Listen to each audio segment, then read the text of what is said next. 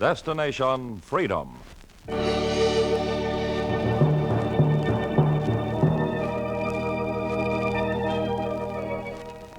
Destination Freedom, dramatizations of the great democratic traditions of the Negro people, is brought to you by station WMAQ as a part of the pageant of history and of America's own Destination Freedom.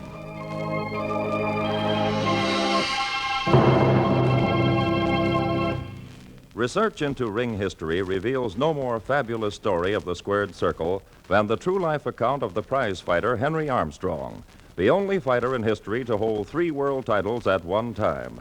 In a chapter entitled The Saga of Melody Jackson, Destination Freedom tells for the first time over radio the story of the triple title holder.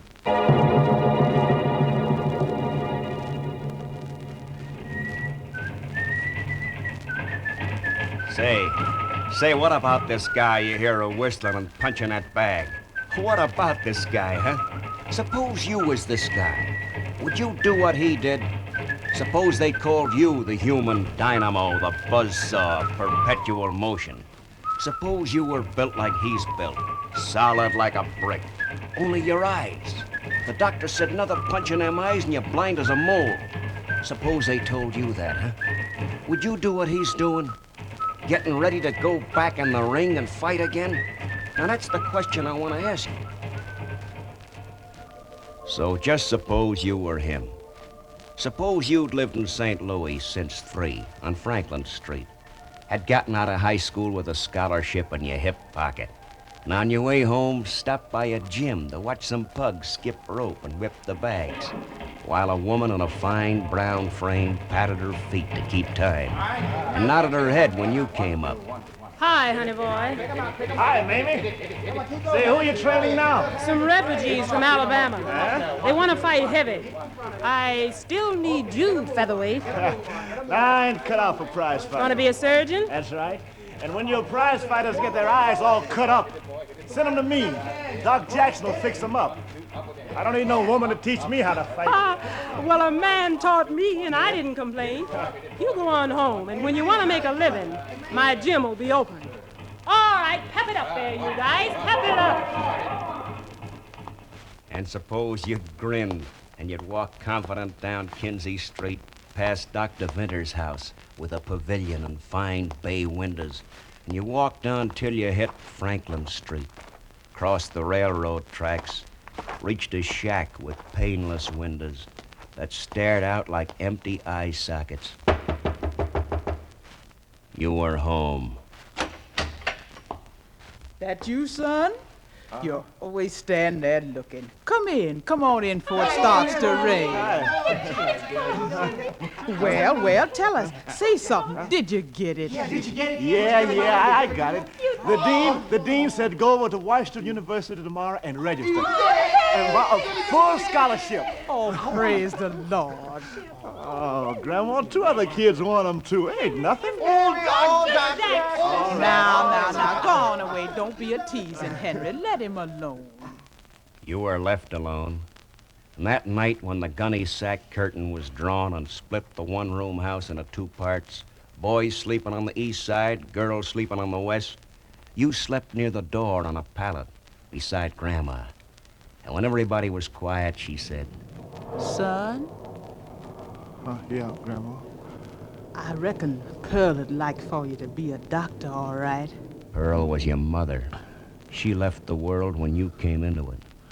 A preaching grandson's what I've always wanted. Grandma, I want to be a doctor so I can be like Dr. Vinter. Huh? I just want a house, a good house with windows in the sockets, with windows crystal clear, with the sunshine pouring all down in it, all over me. Suppose the next morning you woke up whistling. You got on over to Washington University, tiptoed down the marble hallways, peeked inside the surgery classes, and while your fingers pretended they held a scalpel, the registrar's secretary called you. This way, please. The registrar'll see you. You walked into the registrar's office and saw sunshine streaming through the windows, splashing over the desk, and you took out your scholarship certificate and he blinked. You are Jackson? Well, the principal of Vashon High said I came out second in the contest for the medical scholarship here. Well, he should know better than to send Negro students here. But, well, he said... Sir, Miss I don't Benson, get Vashon High on the phone. Yes, sir. Of all the nerve. We don't take Jews, Negroes, Mexicans. They know that. Well, as for you, boy, I guess it's not your fault. You won the contest. No? That stupid principal never should have allowed you to enter the contest in the first place. We're sorry, but we couldn't possibly admit you. Just an unfortunate mistake, that's all. Just a mistake.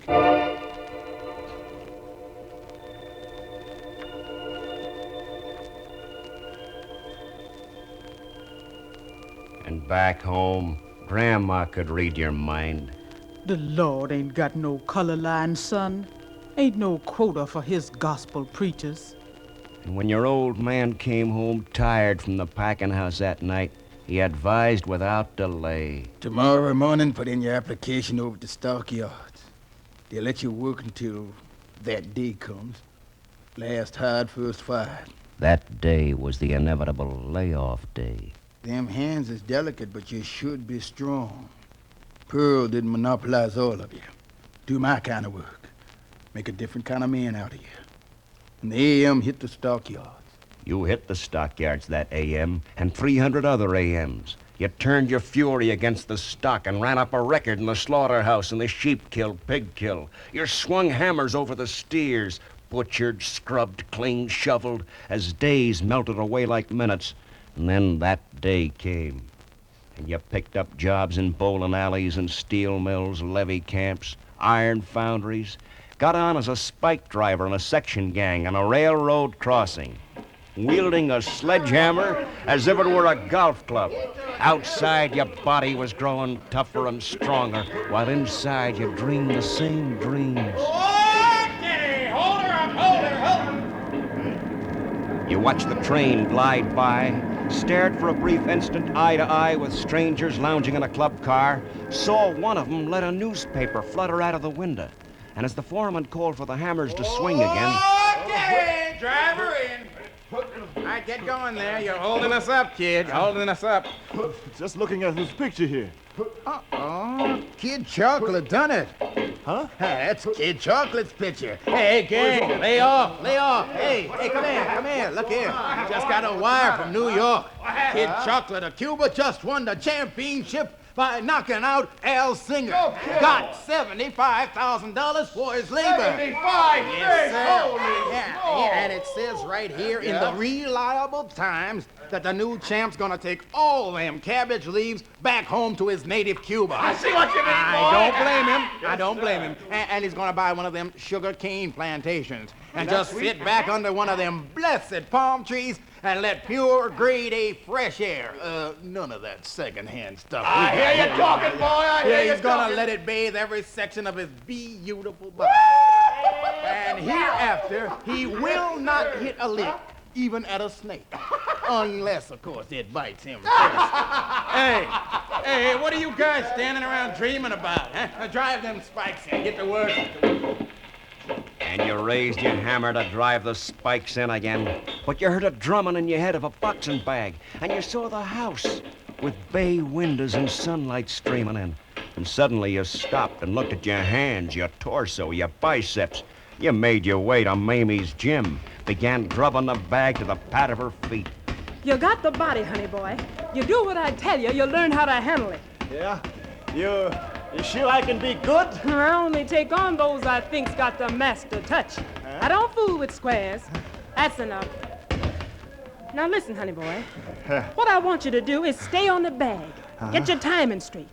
Then I'll try you out on a few of the slick featherweights around St. Louis. What then? Skip one rope at a time, honey. I'll tell you when to jump again. Back on the bag.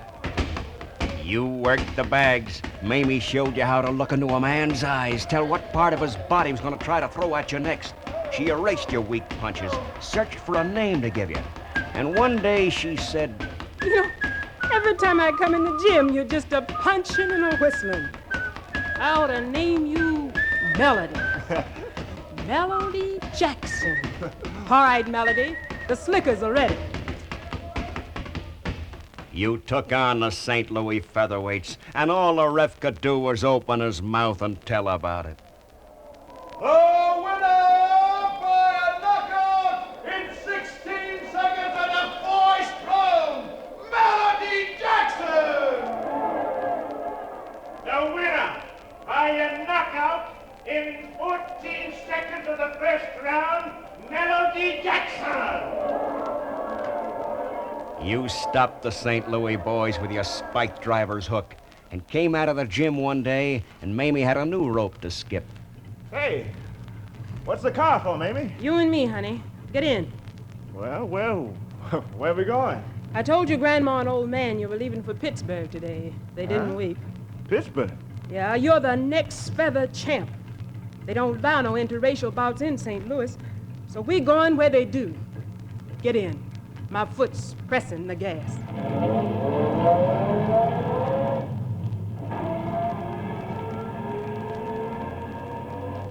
You rode over the highways toward the Steel City, searching for that house with sunshine coming in through the windows.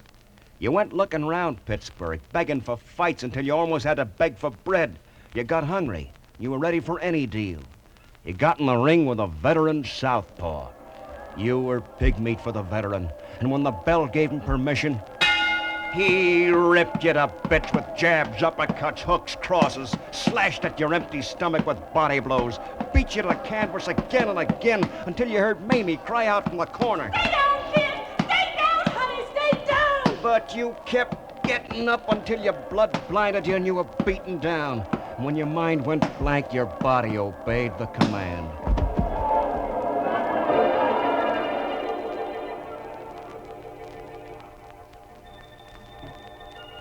And suppose you'd asked to go home and rode back towards St. Louis, bandaged, bruised, burning, aching, hardly hearing Mamie talking. I keep telling you, one loss don't mean nothing. You're championship caliber. Let's head west, to California, where there's no winners to worry about, where this Arizmendi, the feather champ, hides out. Take me to St. Louis, trainer. I'm through fighting. But you ain't started, honey boy. You got cut up, but you got delicate skin. Your only fault. You should have been born a woman. But it'll toughen. I'm talking to you. California. The sign says St. Louis is just up ahead. You limp back to St. Louis, leave Mamie sitting in the car, walk back like a convict who'd escaped but didn't make good. Your grandma's waiting at the door. She just lifts your hands. Your bones been broken. They'll heal. If you can't be a surgeon, preach the gospel. Come on in. You look at the tired old shack with the empty eye sockets, where your dream of being a surgeon was born. And you look about the town where it was killed. And you think of the Cuban kid who'd gotten gold enough to buy crystal clear windows with sun coming through 'em. And you step back from the shack and say, I'm not coming in, Grandma. I'm going away. Where? You ain't gonna be no surgeon with hands like that. The surgery I'm going to do, my hands will handle it, I think. Goodbye, Grandma. You turned back. And you went back up Franklin Street and around the corner, and you saw her. Get in, honey. One look and I knew you'd come back ready for the kill. Them scars will heal on your face and hands. Them inside won't. Get in, kid. You got in, and it took 20 hungry days before you reached California. Petty luck got you in on small clubs. While you stalked the West Coast featherweights, Mamie figured out the angles. You kept dropping that bag for timing. It's just like in Pittsburgh, only worse. The champ won't come near you. And to make things worse, all these clubs out here have their bouts on the same night. We can't make but one fight a week. Just one a week, huh? Yeah. Listen, honey. Hereafter, you use my name. You'll be Henry Armstrong instead of Melody Jackson. They haven't gotten scared of Armstrong yet. Sure. See, I was thinking. Yeah? There are 5 clubs out here, all having fights on the same night. Now, these ads here show the Rainbow Club's bout starts at 7 p.m. Uh-huh. The Garden starts at 7:30 p.m. The Arcade Arena starts bouts at 8 p.m., the Gilmore at 9, and the main events at Shamrock Stadium don't go on until 9:30. Now, suppose you book me to fight featherweights next Friday at each stadium. You been drinking, honey? Look, if I knocked them all out and had a cab waiting outside each club, I could make them all. We could make enough money to pay expenses. And besides, so many people hear about it, the champ would have to fight us. Only one little thing you're overlooking. Yeah? We'd have to put up every dollar we could borrow as guarantee on a deal like that. And if just one guy, just one of those 5 guys stopped you, you'd be washed up. Mamie? If just one guy stopped you. Let one try. Set 'em up, baby. You went back to your timing on the bag while Mamie went out and set up the fights. 5 fights in 5 clubs for Friday night between the hours 7 and 9:30. A rendezvous with the best featherweights in the West. And when it was set, Mamie's fingers dug into your biceps and she whispered, All right, honey. Be careful. And suppose you stepped over the ropes at the Rainbow at 7:10 p.m. on the head. You saw Slugger George weave before you, and you worked your way on top of him and threw thunder at him. And you stood impatient while the referee held up your hands and said, The winner by a knockout in 2 minutes and 10 seconds of the first round, Henry Armstrong! You slipped on your robe, grabbed a cab, got over to the Gardens at 7:36 p.m., climbed into the ring, and Fanello Anzio was waiting. You caught him coming in with 2 terrible left hooks that spun him around like a top. You shot a right cross to the stomach that traveled 6 inches and sent Anzio down like he'd been shot with a rifle. You kept dancing to keep warm while the referee shouted, The winner by a knockout in the first round, Henry Armstrong! And you whipped on over to the Arcade Arena across the street. At 8:15 p.m., Bella Anthony had ducked into your left uppercut, and you straightened him up like a soldier on drill, and he toppled out of the ring. The winner by a knockout in the 3rd round, Henry Armstrong! And you got over to the Gilmore Stadium with half the fight fans in town now following you, and you pulled yourself through the ropes and whirled into Jeffrey Kane. You found him rugged and tough and standing toe-to-toe with you round after round, ripping at your skin until blood washed your face, and you sucked in a deep breath and threw all the power of your shoulder behind a hook that nearly tore his head from his body. He went to his corner, sat down on a stool, and he called it a night. The winner by a technical knockout in the 4th, Henry Armstrong! And suppose you rode up to the gates of Shamrock Stadium, and with bandages over your cut eyes and cheek, and the curious crowds crying to get inside, fatigue jabbed at your body for the first time, and you called up all your strength for number 5. Weaved your body across the ring like a cobra, missed him when he ducked, but slammed 6 machine gun lefts to his head when he didn't.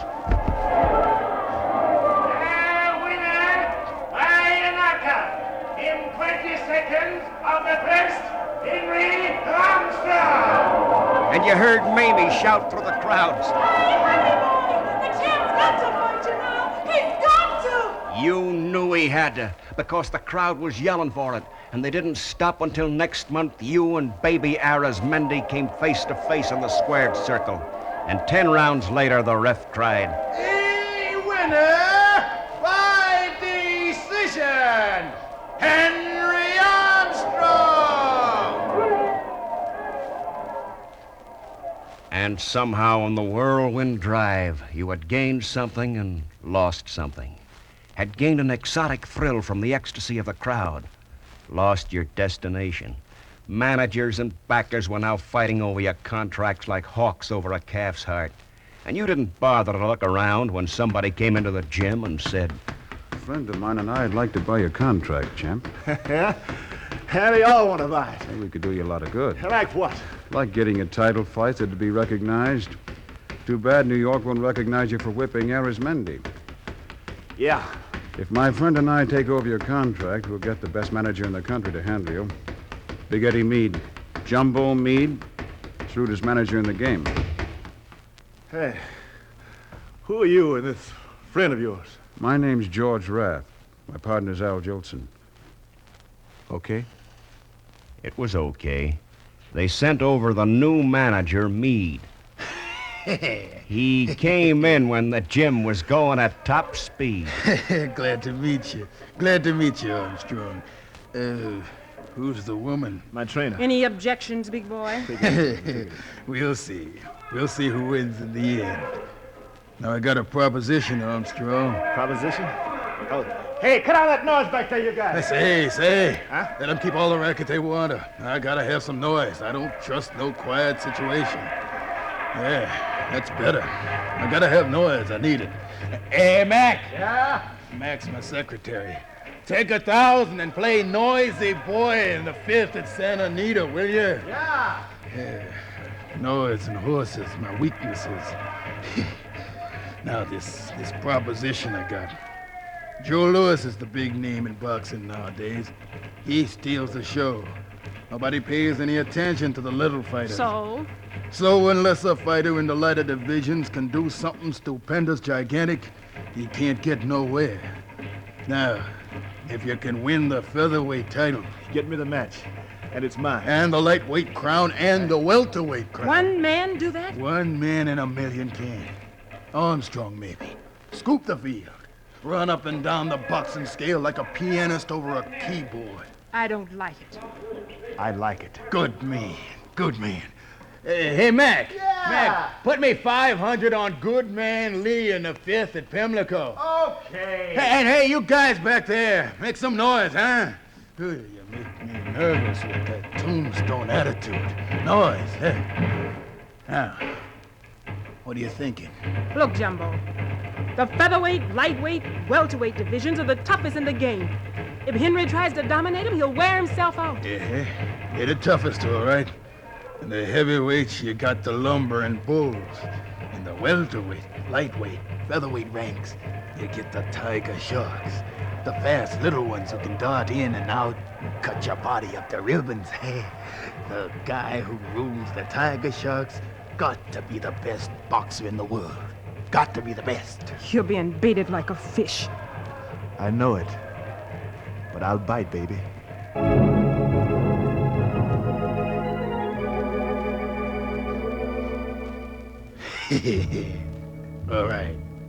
All right, let's work it out. All right. Let's go on the march. You take special pains with your training, Henry. Get so you can knock an over-ambitious boy out in any round you call. Then you go barnstorming around the country. Try for, say, 37 knockouts in 38 fights. That way you'll wake up the world. Meanwhile, Big Eddie Meade will be angling for the bouts with the champs. We'll try and schedule a bout in the gardens with the New York feather champ, Petey Sarin. Say for about October of this year of our Lord 1937. You take him like Grant took Richmond. The winner and new featherweight champion of the world, Henry Armstrong. Then go around the continent, fighting welterweights. Yeah, jump to the welters. Run up a string of KOs in that class, and I'll arrange for a bout with Barney Ross. Say around May 1938. Gear yourself up for that one. Barney's a bad actor, one of the real sharks. But if you take him on schedule, you'll have that precious welter title. The winner and new welterweight champion of the world, Henry Armstrong. Then I'll be angling around for a match with the lightweight king while you tune up. You keep driving, that whirlwind drive that makes them call you perpetual motion. And even though this Ambers ducks us, I'll have him forced into a match with you, say around August of 38. I'll be right in your corner. So all you gotta do is take Ambers on schedule, and good Lord Almighty, 3 crowns will be on your head. Take him. This round. Take him. I'll try. Honey boy, don't kill yourself. Don't. And suppose it all came about according to schedule, and you threw yourself into the 12 rounds with the canny ambers and found them whipping back at you with stinging lefts and rights that slashed your cheekbones wide open. Once again, your face was washed in blood, but you kept boring in, beating them back round after round, and went back to your corner at the end of the 11th. Cut, split, bleeding in a dozen places, eyes bulged. Why, so bad even Big Eddie's face was red and worried, and Mamie's hand shook when she put collodium and tincture of iodine to your split lips. You looked at referee Donovan, afraid he'd stop the fight before the title was in your hands, and you leaped out for the last round, and when he tore at your split lips again, you threw punches at him like a human windmill. You pinned him against the rope, slammed home rights, lefts, rights, lefts, rights, lefts, rights, lefts, until you were moving automatically, and you never knew the fight was over, until you felt someone tugging at your hands and saying, The winner and new lightweight champion, the only man in history to hold 3 world titles at one time, Henry Armstrong!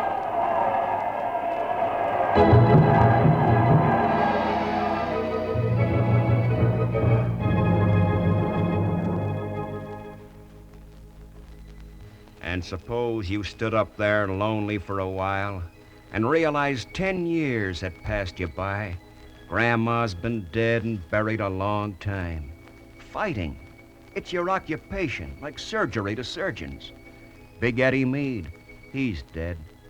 And slowly, almost so slowly you hardly notice it, you begin losing. You toss off your featherweight crown, you can't make the weight anymore. A crafty Scotch fighter takes away your lightweight crown.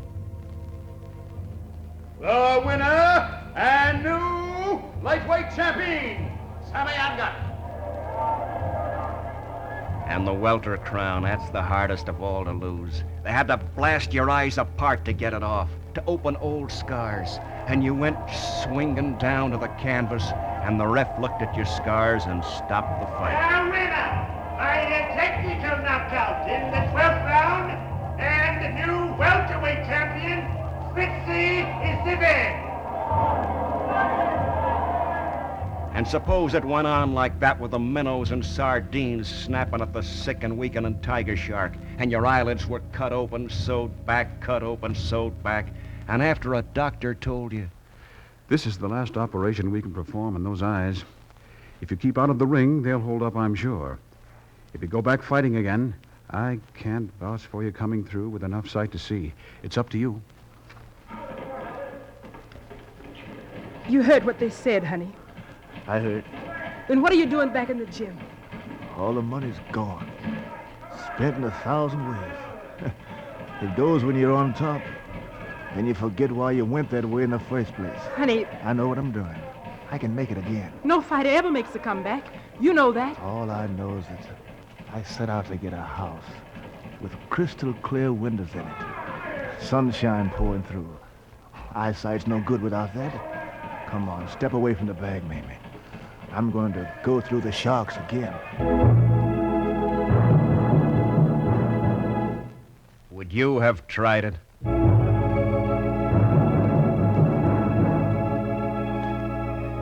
Well, he did. He kept on his leather weapons and again waited for the ranks of the lightweights and the welterweights. He won 40 out of 49 fights. He made one of the rare comebacks in the boxing game. He remembered the bleak life in St. Louis, the grandma who wanted him to preach, and the blind eye sockets of the windows without panes. He shielded his precious eyes from the blows of the sharpshooters, and then he quietly eased out of the limelight.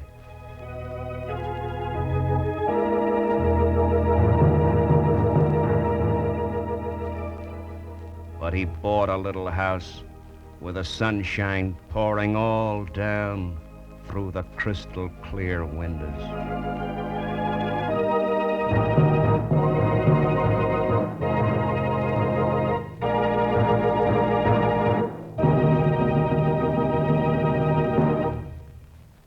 You have just heard Destination Freedom's dramatization of the saga of Melody Jackson, the story of a triple title holder, Henry Armstrong.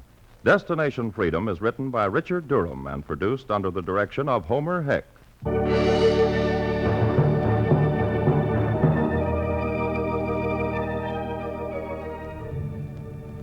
Henry Armstrong was played by Fred Pinkard. Others were Louise Pruett, Dorothy Tate, Oscar Brown Jr., Fred Smith, and Studs Terkel. The special music was composed by Emil Soderstrom and played by Elwyn Owen and Otto Kristofeck. This is Charles Chan inviting you to be with us again next week when Destination Freedom presents the story of Chicago's alderman, Archibald Carey.